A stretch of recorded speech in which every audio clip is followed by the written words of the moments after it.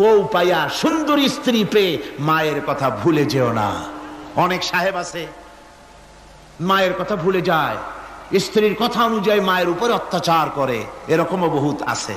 আল্লাহ পাক বলছেন শোনো, وَقَضَى رَبُّكَ أَلَّا تَعْبُدُوا إِلَّا إِيَّاهُ وَبِالْوَالِدَيْنِ إِحْسَانًا।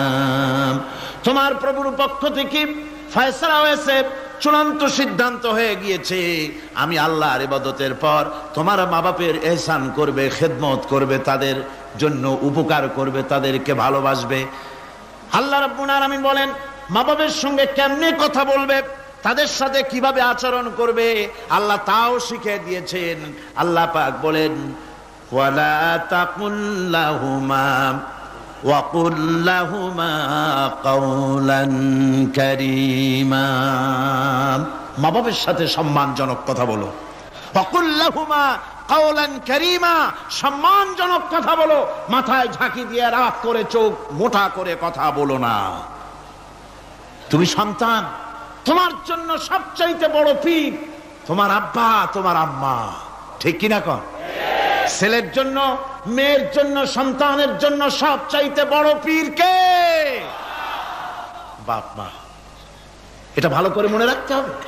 আপনার মৌলানা সাহেবদের দোয়া, পীর সাহেবদের দোয়া কবুল হতেও পারে, নাও হতে পারে, 50-50 সম্ভাবনাও আছে, আবার সম্ভাবনা নাই। কিন্তু মা বাবার দোয়া কবুল হবে 100% সিউরিটি রয়েছে। রাসূলুল্লাহ বলেছেন 3 জনের দোয়া কবুল হবে, মুস্তাজাবুদ দাওয়াত। কয়জনের দোয়া কবুল হবে? আল্লাহ রাব্বুল আলামিনের হাবিব বলেন 3 জনের দোয়া কবুল হবে আল্লাহর দরবারে। তার মধ্যে একজন হলেন মাজলুম ব্যক্তি, যে ব্যক্তি অত্যাচারিত, যে ব্যক্তি মুসাফির, প্রবাসী, তার দোয়া কবুল হবে। আর মা বাপ যদি সন্তানের জন্য দোয়া করে, ওই দোয়া আল্লাহ রাব্বুল আলামিনের দরবারে মঞ্জুর হয়ে যায়। আল্লাহ রাব্বুল আলামিন মা বাপ সম্পর্কে বলেন, মা বাবের জন্য আমার কাছে দোয়া করবি বান্দারা, আমার কাছে দোয়া করবি। দোয়াটা আল্লাহ পাক শিখাচ্ছেন, রব্বিরহামহুমা কামা রব্বায়ানি সগীরা। পড়েন সবাই, রব্বিরহামহুমা কামা রব্বায়ানি সগীরা। একটু জিকির করেন, লা ইলাহা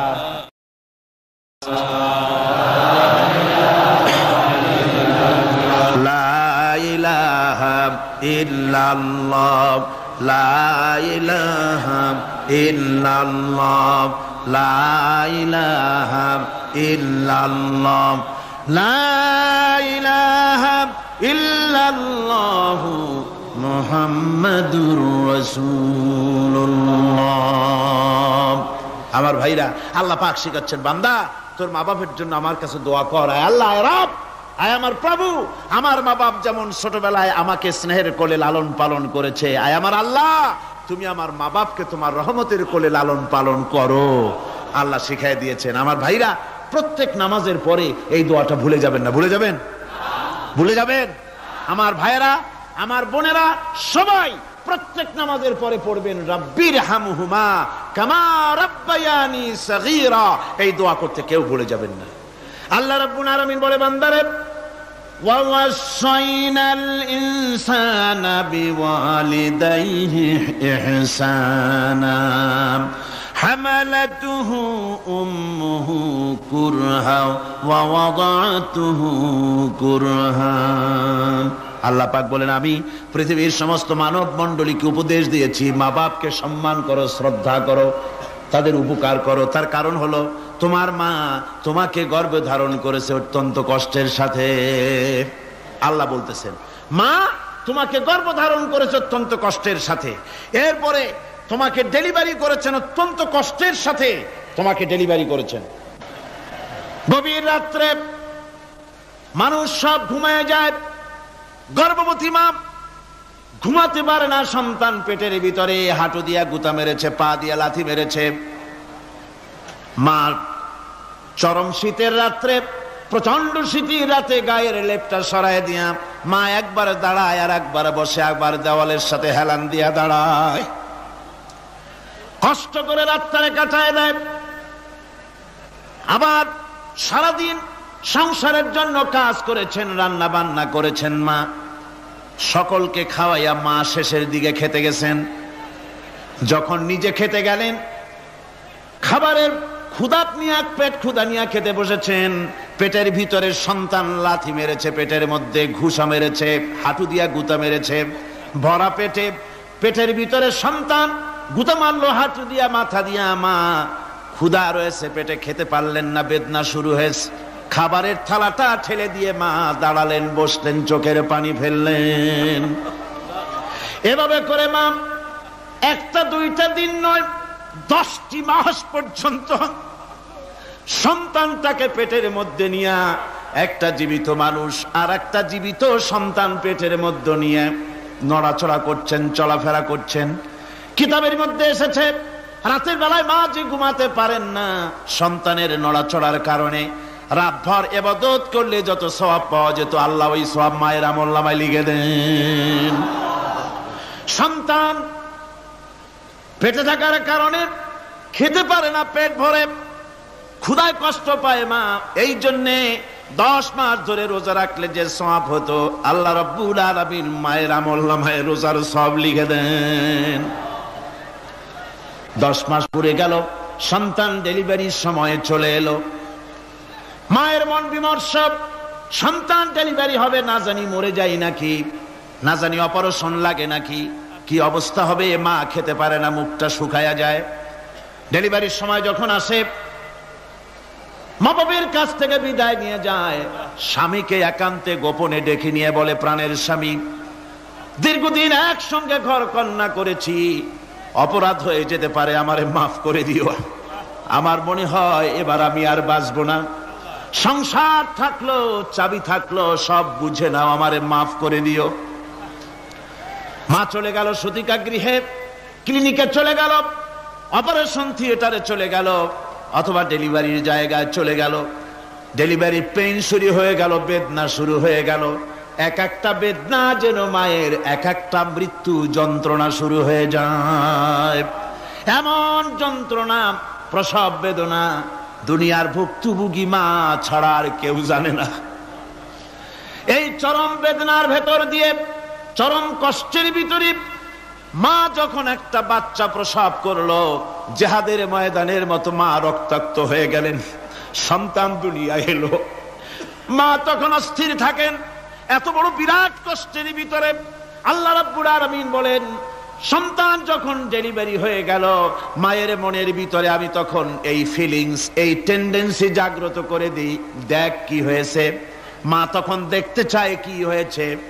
মায়ের সামনে যখন এত কষ্টের, হৃদয় বিংরণ, কলিজার 32টি নাড়ি ছেঁড়া যন্ত্রণার সন্তান যখন মায়ের চোখের সামনে আসে, আল্লাহ পাক বলেন, মা যখন তার ছেলের মুখের দিকে তাকায়, মেয়ের মুখের দিকে তাকায়, আল্লাহ বলেন 10 মাসের পেটে ধরা কষ্ট আর ডেলিভারির সব কষ্ট মায়ের মন থেকে মুছে ফেলে দেই।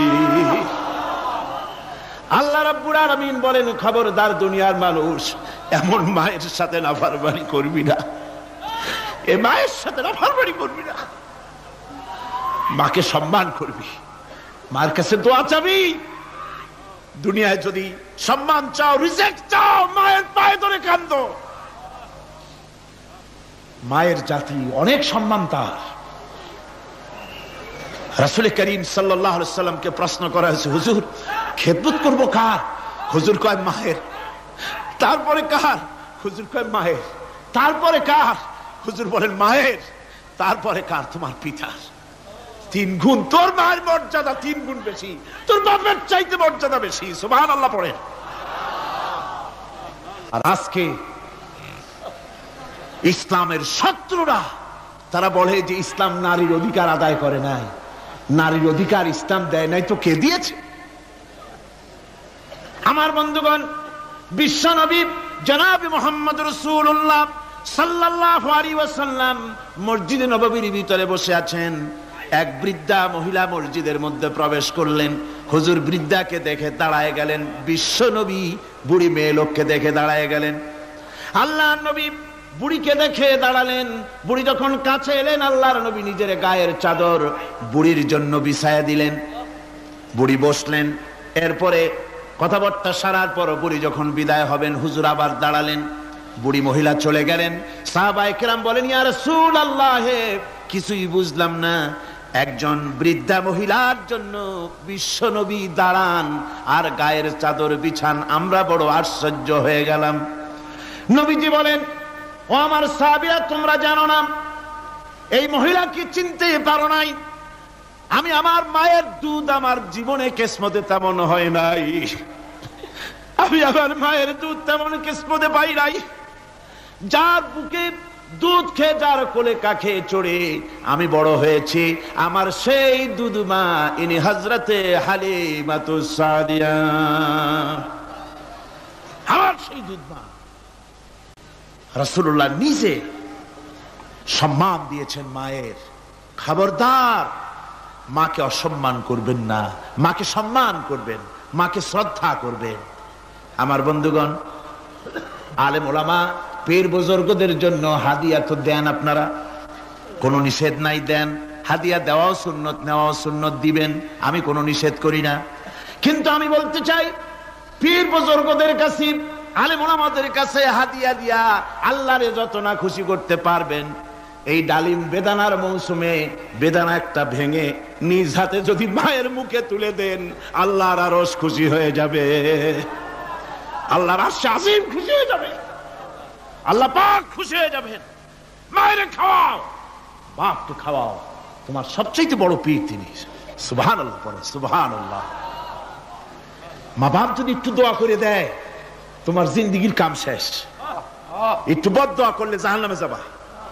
কোন পীর সাহেব বদদোয়া করলে জাহান্নামে যাবে এমন কথা নয়, কোন মাওলানা বদদোয়া করলে দোজখে যাবে এমন কথা নয়। রাসূল বলেছেন, হুমা জান্নাতুকা ওয়া নারুকা, মা বাপ তোমার বেহেশত, মা বাপ তোমার জাহান্নাম। মা বাপ যদি অসন্তুষ্ট হয়, দোজখে যাবি, আর মা বাপ যদি খুশি, আল্লাহর জান্নাতে চলে যাবি। সুবহানাল্লাহ, সুবহানাল্লাহ, সুবহানাল্লাহ। মায়ের পায়ের তলে তোর বেহেশত। আমরা পুরুষ, আমাদের গত বছরও বলেছি, আমরা পুরুষ, আমাদের পায়ের তলে জুতা, আমাদের পায়ের তলে কি? শুধু জুতা। আর আমার মা, আমার মায়ের জাতি যারা এই প্যান্ডেলে বসে আছেন, আমার মায়েরা, বোনেরা, মায়ের জাতি যারা পৃথিবীতে, মায়ের জাতির পায়ের তলে আল্লাহর বেহেশত। সুবহানাল্লাহ। নারীর মর্যাদা ইসলাম দেয় নাই, কে দিয়েছে? আল্লাহ দিয়েছেন, আল্লাহর রাসূল দিয়েছেন। আমার বন্ধুগণ, হযরত বাইজিদ বুস্তামি, ছোট্ট বাচ্চা ছেলে, গভীর রাত্রে মা অসুস্থ, পানির পিপাসায় জেগে উঠেছেন। বাবারে, পিপাসায় শেষ হয়ে গেলাম, পানি দাও। ছেলে ঘরের ভিতরে পানি না পেয়ে বাইরে দৌড়াদৌড়ি করলেন। অনেক দূর থেকে পানি নিয়ে এসে দেখেন মা ঘুমায় গেছেন। পানি নিয়ে দাঁড়ানো, পৌষ মাস, মাঘ মাসের শীতের রাত, ফজরের সময় মায়ের ঘুম ভেঙে গেল। তাকিয়ে দেখেন বাইজিদ দাঁড়ানো, হাতে পানি থরথর করে কাঁপছে। জিজ্ঞাসা করে, বাইজিদ তুমি দাঁড়ানো কেন? ছোট্ট বাচ্চা বলে, মা পানি চেয়েছিলে তুমি গভীর রাত্রে, পানি ঘরে ছিল না, অনেক দূর থেকে আনতে হয়েছে। মা বলছে, ঘুমাও নাই কেন গ্লাস থুইয়া? বাচ্চা বলে, ঘুমাই নাই, তুমি যদি আবার পানি চাও, সময় মতো যদি দিতে না পারি, মা তোমার কষ্ট হবে, এই জন্য ফজর পর্যন্ত আমি দাঁড়ায় আছি, কখন তুমি পানি চাও। মা হাতের থেকে পানি নিয়ে পান করলেন। বাইজিদকে বিছানার উপরে আরাম করে কম্বল দিয়ে ঘুম পড়াইয়া দিলেন। হযরত বাইজিদের মা উযু করে ফজরের নামাজ পড়ে সিজদায় চলে গেলেন। চিৎকার মেরে কেঁদে বলেন, আমার রব, আমার আল্লাহ, আমি আমার বাইজিদের মা, আমি মা হয়ে বাইজিদের জন্য দোয়া করি। বাইজিদ আমার জন্য আজকে যা করেছে, আমি মা, আমার কলিজা ঠান্ডা হয়ে গেছে। আয় আল্লাহ, আমি বাইজিদের জন্য দোয়া করি, তুমি তাকে সুলতানুল আরিফিন বানাইয়া দিও। মঞ্জুর হয়ে গেল আল্লাহ পাকের কাছে দোয়া। আমার ভাইরা, আল্লাহ পাক বলছেন, খবরদার, আমার ইবাদতের পরে মা বাপ, আল্লাহর ইবাদতের পরে কারা? মা বাপ। মা বাপকে সম্মান করো, শ্রদ্ধা করো, মোহাব্বত করো, কিসমত খুলে যাবে, কিসমত খুলে যাবে। মা বাপকে সম্মান করো। হযরত আবু হুরায়রা রাদিয়াল্লাহু তাআলা আনহু রাসূলের সামনে এসে কাঁদতেছেন। হুজুর বলছেন, আবু হুরায়রা কাঁদো কেন? কাঁদো কেন? রাতের বেলা কাঁদো কেন? হযরত আবু হুরায়রা বলছেন, হুজুর আমাকে মা মেরেছেন। হুজুর বলছেন, মা মারলো কেন? কোন অপরাধ করেছো? কোন গোস্তাখি করেছো? আবু হুরায়রা বলছেন, না হুজুর, কোন গোস্তাখি করি নাই। তবে মারলো কেন? হযরত আবু হুরায়রা বলছেন, হুজুর আমি আপনার দরবার থেকে ফিরতে রাত হয়ে গিয়েছিল। মা জিজ্ঞেস করলেন, আবু হুরায়রা এত রাত্রে কোথায় ছিলি? বললাম, আমি ছিলাম যে কদম চুমতে পারলে দুনিয়া ধন্য হয়, সেই দরবারে নববীর কদম মোবারক থেকে আসতে আমার দেরি হয়েছে। আমার মা মুশরিকা, আপনার নাম শুনে তার গায়ে আগুন জ্বলে উঠলো, আমাকে ধরে মারা আরম্ভ করলো।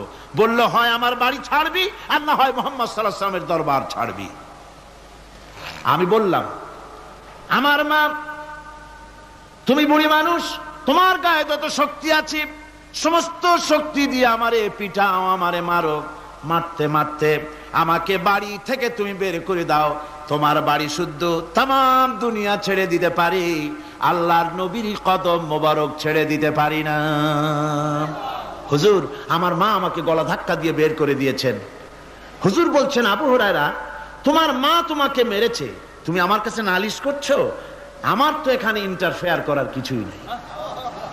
সুবহানাল্লাহ, সুবহানাল্লাহ। মা তোমাকে মেরেছে, এখানে আমার করার কিচ্ছু নাই। বিশ্ব নবী বলছেন, এত বড় পাওয়ারফুল নবী, লেজিসলেটিভ পাওয়ার, সারে আল্লাহ তাকে বানিয়েছেন শরীয়ত প্রণেতা। কোরআন শরীফ, কোরআন শরীফে শুধু হালাল ও হারামের, হালাল এবং হারামের, বৈধ এবং অবৈধের সীমারেখা শুধু কোরআনই ঠিক করেন, রাসূলের জন্য আল্লাহ ছেড়ে দিয়েছেন। আল্লাহ রাসূলও হারাম, হালাল এবং হারামের বৈধ, বৈধতা অবৈধতার সীমারেখা নির্ধারণ করেছেন। এত বড় ক্ষমতা তার, এত বড় পাওয়ারফুল বিশ্বনবী, তিনি বলছেন মা মেরেছে, আমার করার কিছু নাই।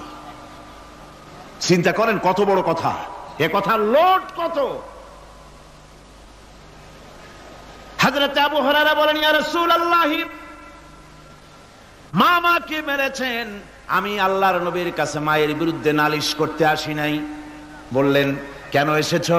হযরত আবু হুরায়রা বলেন, হুজুর এসেছি একটা কারণে, আমি জানি আল্লাহ নবী যদি আল্লাহর দরবারে হাত উঠায়া কোন জিনিস বলে, আল্লাহ রাব্বুল আলামিন সঙ্গে সঙ্গে মঞ্জুর করে নেন। হুজুর আমি এসেছি, মেহেরবানি করে দোয়া করুন আমার মাকে যেন আল্লাহ হেদায়েত নসিব করে দেন। আল্লাহ নবী হাত উঁচু করে বললেন, আল্লাহুম্মা হিদি উম্মা আবি হুরায়রা, আয় আল্লাহ আমি দোয়া করি আবু হুরায়রার মাকে তুমি হেদায়েত নসিব করে দাও। রাসূলুল্লাহ দোয়া করছেন আর আবু হুরায়রা সমানে দৌড়াচ্ছেন। তিনি দৌড়াচ্ছেন, পেছন থেকে কয়েকজনে আবু হুরায়রার জামা টেনে ধরেছে, দৌড়ো। তাদের জানা আবু হুরায়রা খুব ভদ্রলোক মানুষ, কোন ঝড় ঝামেলার মধ্যে থাকে না, রাগ সাগ করে না, চিৎকার মারে না, দৌড় মারে না, এত ভদ্র শরীর, দৌড়ায় কেন? না জানি কোন বিপদ বুঝি ঘটে গেছে। পিছন থেকে জামা টেনে ধরে বলে, দৌড়াও কেন? হযরত আবু হুরায়রা জামা সাহাবীর হাত থেকে ছিনায় নিয়ে বলেন, জামা ছেড়ে দাও, আমাকে দৌড়াতে দাও। আমি দৌড়াইয়া বাড়ি যে দেখতে চাই, আমি দৌড়াইয়া আগে আমার বাড়ি পৌঁছতে পারলাম না, আমি যাওয়ার আগে আমার আল্লাহর নবীর দোয়া আমার বাড়ি পৌঁছে গেছে, আমি এইটা দেখতে চাই। হযরত আবু হুরায়রা বাড়িতে গিয়ে দরজা নক করলেন, ভেতর থেকে আওয়াজ এলো, কে? হযরত আবু হুরায়রা বলেন, মা আমি তোমার আবু হুরায়রা ফিরে এসেছি। মা বলছেন, বাবা অপেক্ষা করো, দরজা খুলতেছি। হযরত আবু হুরায়রা বলেন, মায়ের গলার আওয়াজের ভিতরে শিরকিয়াতের কর্কশতা পেলাম না, মায়ের গলার আওয়াজের ভিতরে তাওহীদের গন্ধ পেলাম। আমার মনে হলো নবীজির নিক্ষিপ্ত তীর তার নিশানায় পৌঁছে গেছে। কিছুক্ষণ পর মা আমার বেরিয়ে এলেন, মাথা থেকে চুলের থেকে বুড়ি মানুষ, সাদা চুলের ভিতর থেকে পানি পড়তেছে। মা বলল, বাবারে তোমারে মারার পর আমি বড় অনুতপ্ত হয়েছি, অনুশোচনা করেছি, আমি গোসল করেছি, মনে মনে ভাবলাম আমার ছেলে তো কোনো খারাপ জায়গায় যায় নাই, কেন তারে মারলাম, আমি বড় লজ্জায় পড়েছি তোমারে মেরে। ও আমার আবু হুরায়রা, আমি গোসল করেছি, পবিত্র হয়ে গেছি, জলদি করে আমাকে নিয়ে চলো বিশ্ব নবী জনাবে মুহাম্মদুর রাসূলুল্লাহর দরবারে। হযরত আবু হুরায়রার মা ঘোষণা করলেন, আশহাদু আল্লা ইলাহা ইল্লাল্লাহু ওয়াহদাহু লা শারীকা লাহু ওয়া আশহাদু আন্না মুহাম্মাদান আবদুহু ওয়া রাসূলুহু।